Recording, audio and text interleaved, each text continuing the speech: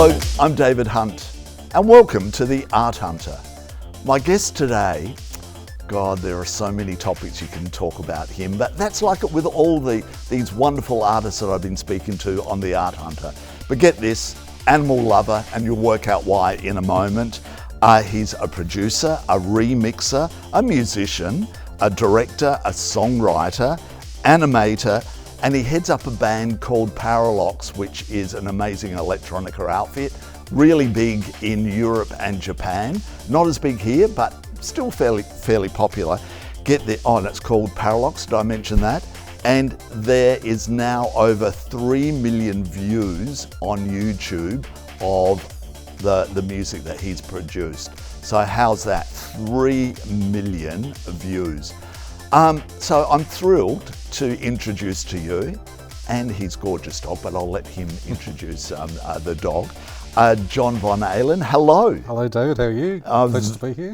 And what's the name of your dog? This is Jack, hey, the star of the show. Jack, the star of the show. And Jack goes everywhere with you, doesn't he? As much as I can, yeah. Where it's allowable, yeah. But we'll get to your studio and all that, and where it is, and the whole situation. But let's start off. What's this obsession with you about the 80s and the electronica music of the 80s? I think because I grew up in the 80s and it was sort of, the music that I grew up with, it was a really exciting time to be a teenager and be exposed to all that sort of music, and I guess that carried on into my adult life. And I was always into science fiction and sort of technology, and I'm sure I've told you this story before, and I'll try and keep it brief, but somewhere along... Now, hold on. That will be a record. If he can keep it brief, will be a record. That never happens. Long story short, Go on. In 1981, I heard the Human League, and I thought, right, that's it. Perfect blend of technology and science fiction and music, and pretty much that was kind of near the time where I thought, right, I think I know what I want to do with my life in terms of, like a creative sort of venture and being a musician pretty much, so yeah. Right. So you have done remixes for some of the really big names, mostly English and European artists. Name some of them. Erasure. Yep. Doctor and the Medics. Who else? Have you done Human League? Unofficially, yes. Officially, no. Right. But we do like a lot of bootleg remixes as well. God, I'm pretty much drawing a blank, but yeah, we've remixed a bunch of people. So right. But like you were saying, like you grew up in the 80s and all that. But I have a passion for the 80s, and yes, I was around in that era as well. But it doesn't die off, John, does it? There's still a passion for that 80s electronica music, mostly out of England and a lot of Europe as well. What is it about that style of music, and why can you now have a career from that sort of style of music? I think like fashion and art, everything goes in cycles. And there was a period in the 2000s where my manager at the time was like, stop that bloody Human League synthesizer music, and I did like in my studio, which I guess we'll get to in a minute, but I was producing heavy metal bands, folk music, all different varieties of style. But in my heart, the music that I like to make was like this sort of 80s sort of synth poppy sort of music. And it's not just the sound production of it, it's also the songwriting, which is a really important part of it as well. And that's sort of poppier?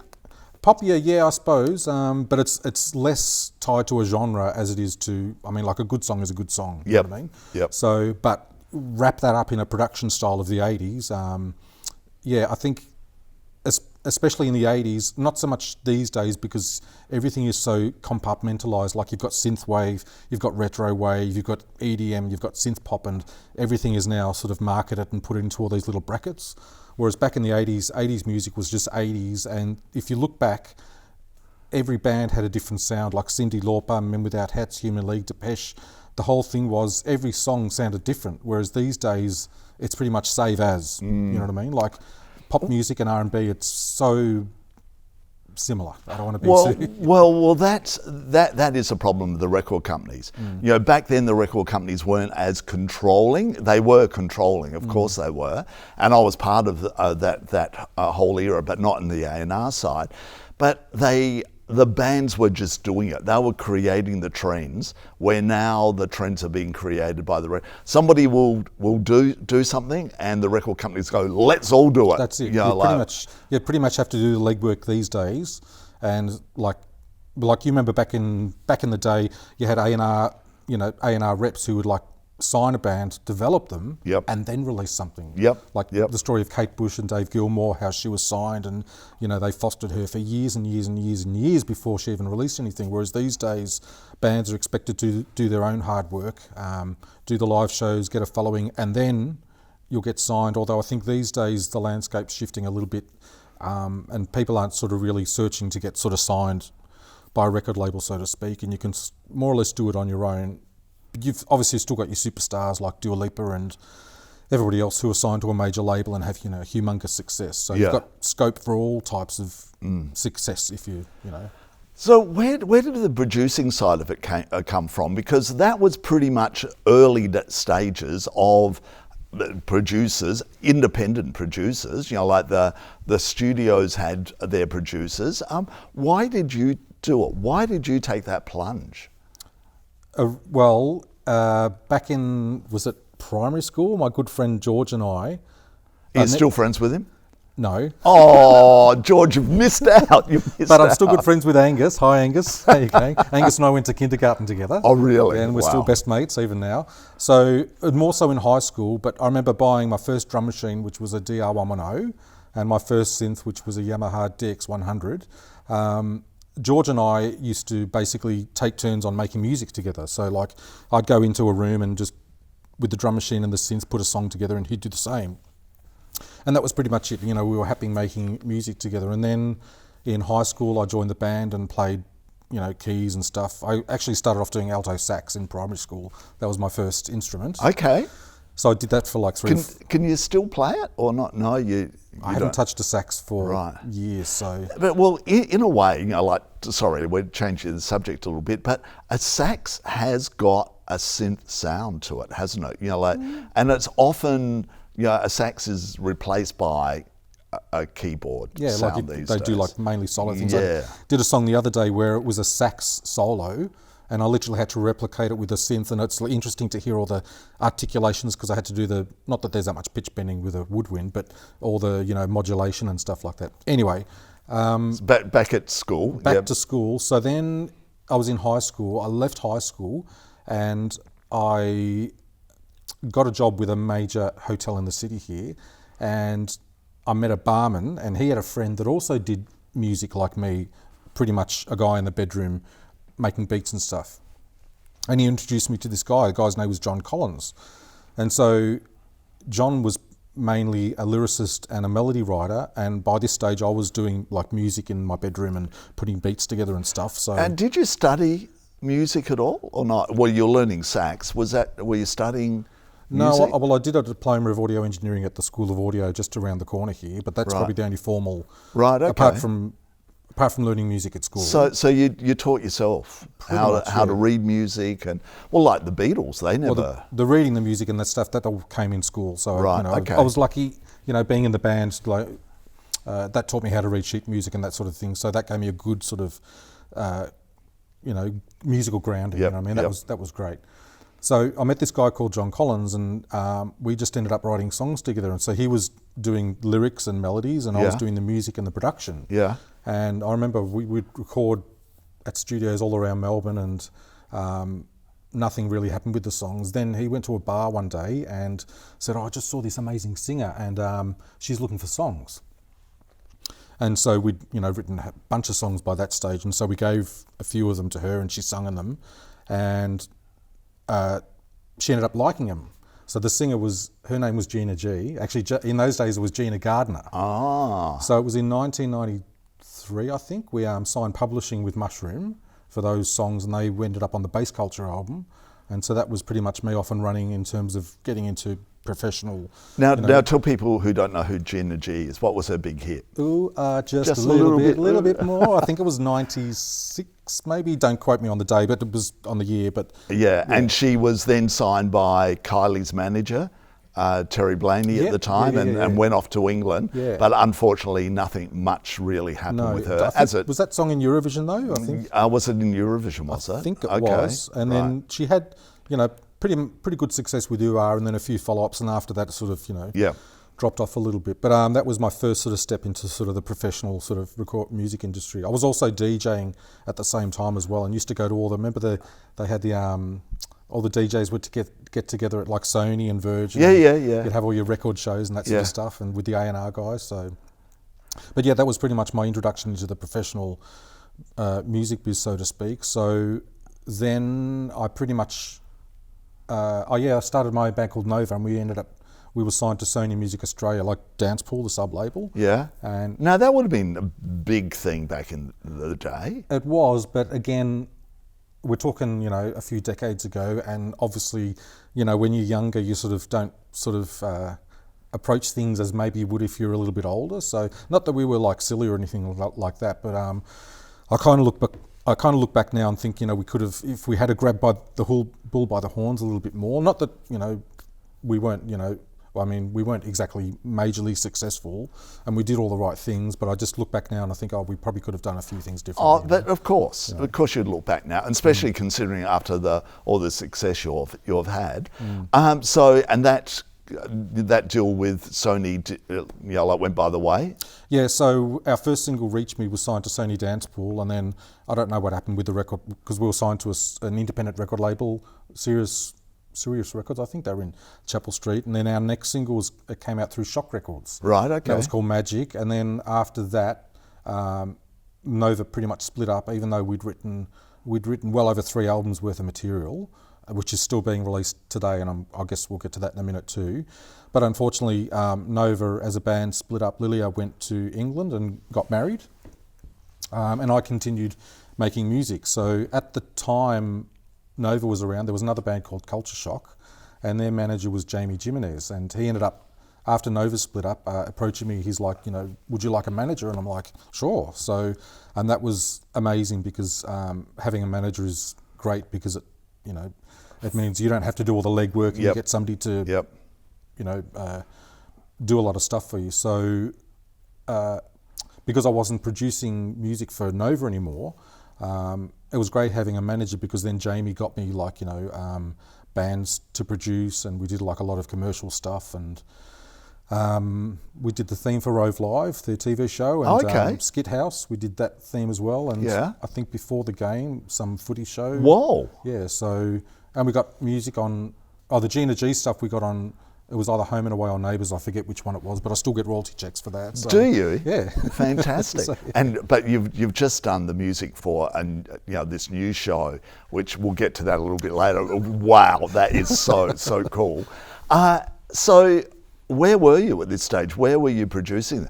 In your current studio? Subterranean recording studio. It's in the heart of Melbourne City. So in the middle of Chinatown. Pretty much, yeah. In a laneway that is one of the most narrowest laneways, and you would have no idea. There's just this doorway. I always say to people, text me when you're out the front, because there's really no front door, so to speak, and it's like impossible to find, which is kind of good. And people go down this small lane and they go down this small alley, and they're like, "Oh my God, where am I?"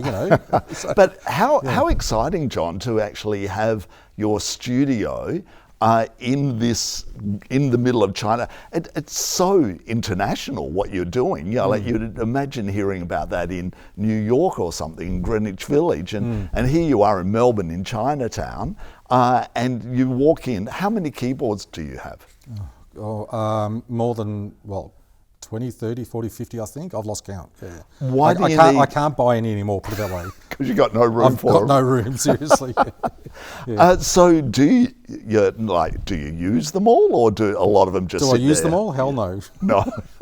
Why do you buy them? Is it a fetish? Well, a little bit of a fetish. Okay. Yes. I love collecting analog synths, although I haven't bought any analog vintage ones for probably like 4 or 5 years now, mainly because I've got no room. And Secondly, because I've got no room. So, but yeah, I do use them for my music productions. Probably not as much as people think I do, because like with the music world, there's this whole analog versus digital thing, and you've got the synth purists who are like, only use, the proper outboard synthesizer gear. And quite frankly, I think a lot of the time you really can't tell the difference. Right, okay. There are a few keyboards like, I've got a JD800 which has got this beautiful pad sound that I cannot replicate on anything else. So I'll use that specifically for some beautiful pad sounds. Wow. Despite the bazillion keyboards and plugins I've got, that's got this very warm pad sound that I can't get on anything else. So, so yeah, I've got like a bunch of synths. I've probably got quite a few that are still in boxes that I haven't even taken out. So, really? Yeah, I'm a bit of a shocker, yeah. Okay, so here you are. And you're producing for a whole lot of people. This band comes along that you create called Paralox. The name, where did the name come from? Well, I remember I was watching Futurama and somebody said something along the lines of, anything with an X in it sounds cool. And so I was actually in another band called The 10th Stage prior to Paralox, and that was like a steampunk, theatrical, dramatic band. Complete polar opposite to Paralox. And the way the band started was my friend Ken, who's in a band called Tycho Brahe up in Queensland, at that time, I think it was about 2006 or so, there was like a lot of female-fronted synth pop bands like LaRue, Lady Hawk, and like a bazillion others. And we were all sort of talking about how, how easy it would be to get instant success if we had like, a female-fronted synth band. And I said to Ken, challenge accepted, So,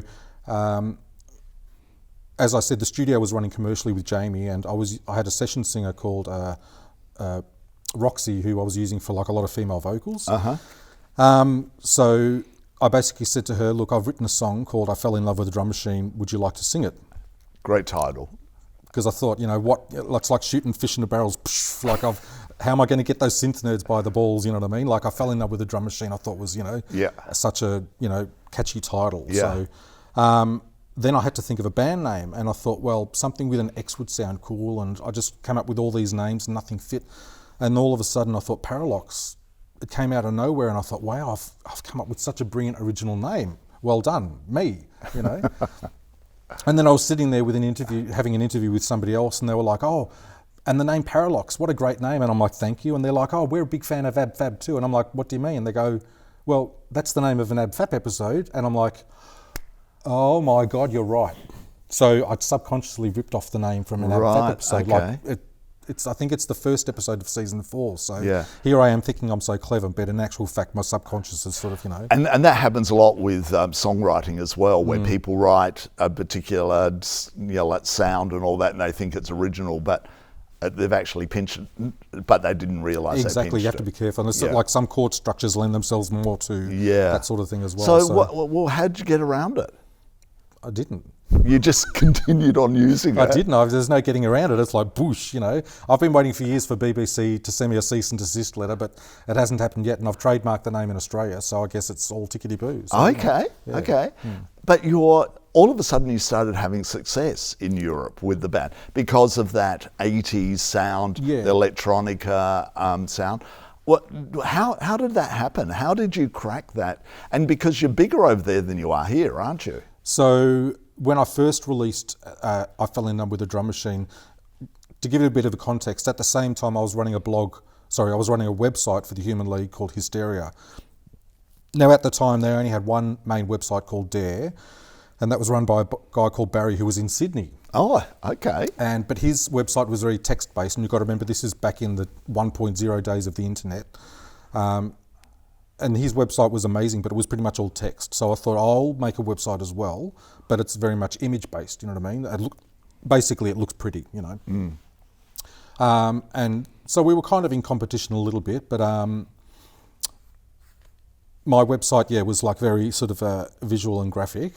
Having set up the Human League website, I had a lot of contact with people all across the world, and I actually set up a section called Members. Ah, right. And it was almost like a Protean Facebook, so to speak. Yep. So you basically sent me a message, and I'd with the person's permission, put up a little photo and put on a map where they were. So I built up this global community of people that loved synth pop music. And it's amazing. I'm still friends with quite a few of them today. Yeah. Anyway, quite a few of them ran like synth pop blogs and wrote about, synth music, popular and indie bands and all that sort of stuff. So when I created Paralox, I actually leaked the song to a lot of these music blogs. But I didn't say who it was and who it was from. So the whole thing was the band was quite a mystery in the beginning. Nobody really knew this band Paralox, where are they from? Are they from Alaska, New York or Brunswick? Nobody knows. And all the blogs were writing about it, and we were getting like a lot of, press on the internet and all that sort of stuff. And after a couple of months, I kind of had to come clean, because these people that were my friends writing the blogs, I actually had to, because I felt bad, not that I was lying, but I had to come clean. So basically I admitted that it was me, and a few of them were like, yeah, we kind of figured it out already, John, So, right. It was almost like a coming out story for a gay person. So we recorded our first album like within 6 weeks, and it was like 15 tracks on our first album. Another mistake. Looking back, I should have split that into 2 albums. Anyway, I think we recorded it near the start of the year. By the end of the year, we did our debut gig in Shoreditch in London. We were actually supporting a major label band called the Red Blooded Girls that had been signed as well. And the crazy thing was, after when we did the gig, everybody was there singing all the words to our songs. And Roxy and I were like, what's going on? We knew we had fans, but to go from no band at the start of the year to being in London performing on stage and having all these people singing your songs, and at the end of the show everybody was coming up to us and talking to us and asking for our autograph, and I'm like, God, they're asking for our autograph, what's going on? Not that I hadn't been in a band before and experienced that sort of thing, but it was kind of like a very humbling in a way, and so it was just quite surreal to have that experience happen so quickly. And we got back to our hotel room, and then Roxy tells me she wants to leave the band.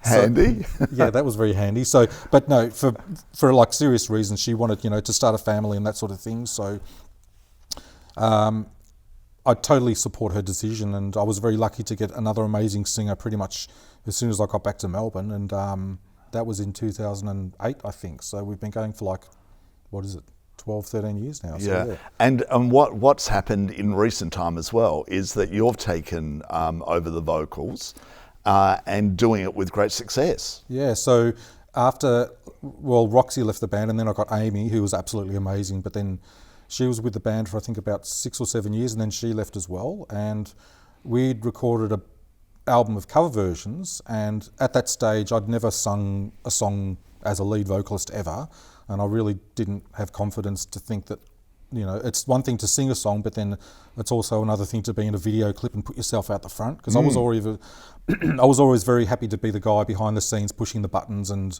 like Vince Clarke in Erasure, be the little nerd behind the keyboard and have somebody else be out the front. That suited me very well, and it still kind of does. But anyway, we'd recorded this covers album, and I think the song was Eye in the Sky. And my management sort of pushed me to release it as a single, and I was kind of like, if you think so. And it ended up becoming our most successful song. And then I'm like, oh, wow. And well, that's also because it's a well-known song, isn't it? Of course, it's a brilliant song, and I love that, since I was a kid. Alan Parsons' project is just amazing, Yeah.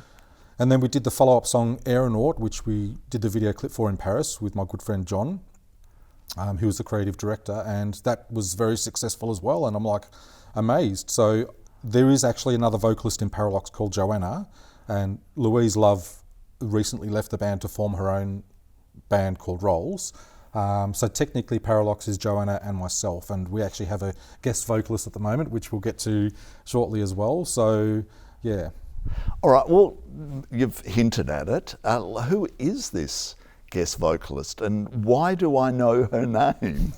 This guest vocalist is called Jane Badler. Whoa. And she was Queen Diana in the 80s sci-fi TV series called V, The Visitors. And she's a megastar in that sci-fi world. Like the sci-fi, she goes to all those conventions and stuff, and queues miles long for her autographs. Yeah, so she's a bit of a sci-fi icon, and in recent years she's become very much of a jazz theatrical singer. Well, I've interviewed her on radio, like as a singer. Yeah. That's how I've interviewed her. Yeah, so she's a very accomplished singer as well. A Jackie boy, come on. But she's American, Yeah. but met an Australian guy, Melbourne guy, Yeah. and lived here, and her family and all that is here in Melbourne.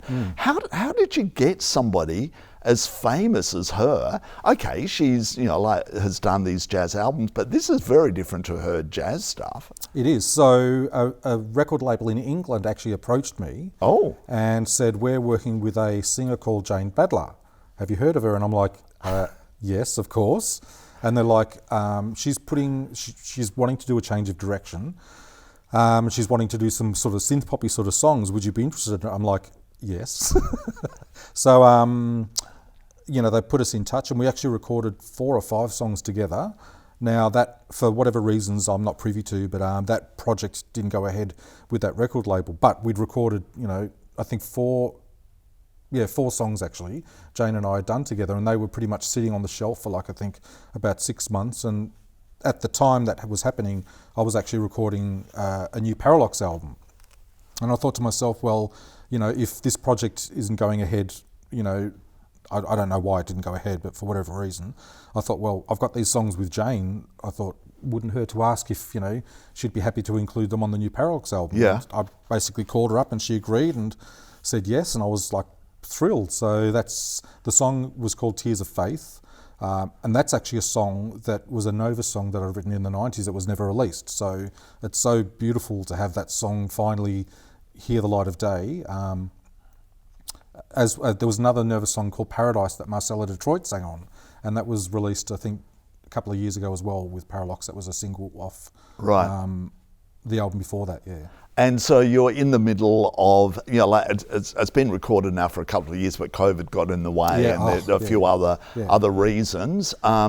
And now all of a sudden it's going to be released. Yeah, so we're in the planning stages of doing a music video for it, so that's all very exciting. So hopefully, if we can get it released this year, that'd be great. If not, it'll be out early next year. Obviously with COVID, it slowed everything sort of down, so we actually have to shoot the thing first and then get it edited and stuff. So, but once we've got it in the can, that's the main thing, What's it like, John? To have something that's good. And I remember you telling me, and it must have been over 12 months ago, that you told me about, and I think you even played it for me.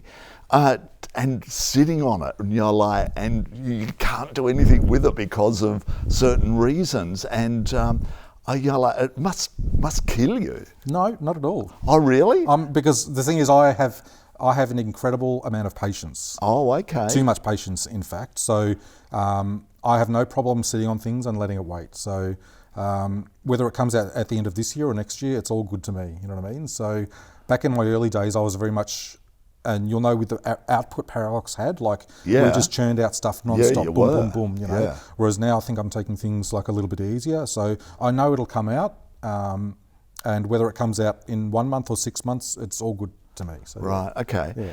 Now, your artwork, you steal a lot from other people. There's one over your shoulder, and it's a still from a famous painting from I think it's the 30s or 40s. Oh, you're not Mondrian you're talking about? Yeah. Well, that's not actually a Mondrian behind me. No, I know it's not because of the colouring. There was no pinks in what he did, but it's very much. But that still is theft, that photo. Oh, is it? Yeah, absolutely. Oh, okay. So because I'm that much of a Human League fan, they released 2 books in the 80s or whenever it was. One was a paperback called, I think, The Human League. Then there was another one by Jill Furmanowski called The Story of a Band Called The Human League.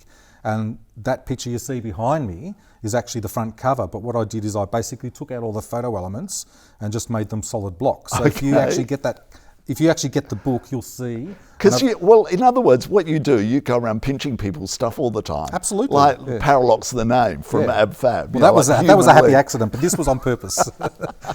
But they're always so powerful. And do you create them yourself, don't you? So you've got to be careful. Obviously, you can't just outright steal something. Of course. So, with an idea like that, I've taken the cover and sort of made a new image out of something pre-existing. So I don't think there's anything wrong with stealing as long as you can turn it into something new. Yeah. All art is theft anyway. So yeah, and the ideas of the Impressionists, they're all along the same line. And do you enjoy that side of it? Or is it a natural progression for you? Because I don't hear other producers that do album covers as well. So remember we talked about George in primary school? Yeah. And why did I get into music? I forgot to tell you. Our idea was to start up a film production company. And the name of the film production company was Association Pictures. So we had the name, and that was it. We didn't really have anything else. But we did do some short films and stuff, and I realised at the time, making a movie and making music, guess which one you can do quicker? Music. So. Oh yeah, yes. And cheaper. Yeah. Right. So very early on, I realised that, as much as I love the visual side of things and, had it in my head I wanted to be a movie maker, I really didn't take it that far. It's not that I didn't take it that seriously, but I just, when I had a keyboard and a drum machine and I could make instant musical output, I realised that was the way to go for me. So, so I still had that visual itch in terms of making images and, directing music videos and doing all the graphic artwork and animations. So I'm really lucky to be able to have scratched that itch as well. Yep. So, and it's a great sort of palate cleanser as well. Like, I'll be in the studio making music and then all of a sudden, boom, I'll go into my other room and do all the graphic side of it as well. Okay. So, yeah. But how do you cope? Because you mentioned to me before we started filming that you're meeting with a director who's going to make the video for this new single. Can you let go? Or are you sticking your nose in the whole time? No, absolutely not. So this will be the second Paralox clip that's directed by somebody that's not me. Right. And as much as of a control freak as I am, it's actually amazing to sit back and go, because I've got faith, like Leanne, who will be doing the clip, I have absolute faith in her. So it's great just to sit back and go, you know what, I love your idea. Like we discuss all the concepts together, but in terms of all the actual direction and execution, it's actually nice to sit back and go, you know what, let somebody else do it, because I trust her and I have faith, and it's good to let go, I think. Yeah. Sometimes, yeah. Now you have a job, to bring money in and to also to help you buy more keyboards. So you've got that life, but as you said, you're big on your blogs and all that, and that's what the wonderful thing about Paralox is, that there's so much information you can find out about it. You're very prolific on that front, aren't you? Letting your fans know or your followers know around the world. So one good thing about being in a small indie band is that you're very hands-on and in direct contact with your fans. And I guess one thing I knew about starting a band was that you really need to foster the people that support you, like the fans. You know what I mean? Yep. And so I made it a big point to really be interactive with the fans, and you'll notice on the YouTube channel, I pretty much try and respond to all the comments that people leave on there, and the same thing with Instagram and Facebook. Although, quite frankly, it's a huge pain in the ass to have to reply to all these different social media channels. Not that I don't want to reply to the people, but it almost becomes like a laborious job being on social media, replying to people, and just getting that mental headspace of right now I've got to get on there and reply to people.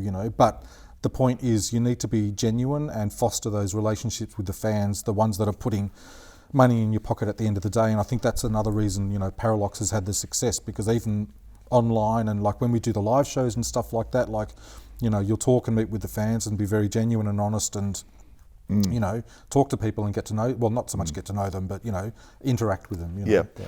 3 million, I mentioned it at the beginning of our interview, 3 million views on YouTube. That's getting up there, that's been starting to become quite big. How did you react to that? You must be very proud that, it's all that background that you were just talking about, getting in contact with people all the time and following through with their messages and that. It's really is all part of it, isn't it? But when you get to 3 million, that's big time. Yeah, well, it didn't happen overnight, and of course. Well, just to give you an idea, last year in September, I think it was the year before last, roughly about a year ago, we were 2 million hits. So we've done nearly 1 million hits in a year. Now, Wow. I know other bands get like 1 million hit in a day, but for a small indie band, I reckon it's not too bad. So you've got to remember, for those first, 8 years, it took a long time, but I think it's one of those things where you kind of reach a boiling point and sort of things sort of start taking off. Having said that, in the last year, I've really focused on YouTube, as I know you will be with this show as well. I've really focused on getting a lot of content out on YouTube and sort of promoting it as well. So I think it's just a case of having a good fan base and then, getting the numbers and then sort of capitalising on that. So like I use, pretty much every single day I post a video and a record cover on social media, like on Twitter, Insta and Facebook, just to keep the momentum going while in between new releases. We've got enough back catalogue that I can, post, video of the day and, just keep the engagement going on social media.